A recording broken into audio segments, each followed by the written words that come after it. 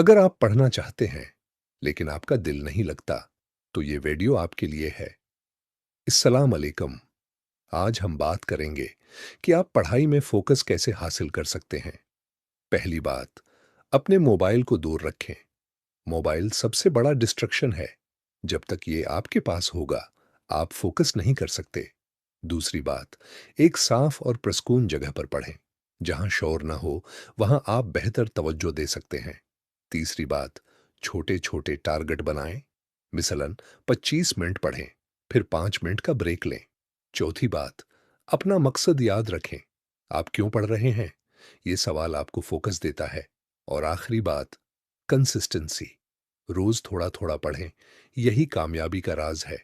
अगर आप वाकई फोकस हासिल करना चाहते हैं तो आज से इन बातों पर अमल शुरू करें। वीडियो पसंद आए तो लाइक करें, शेयर करें और चैनल को सब्सक्राइब करना न भूलें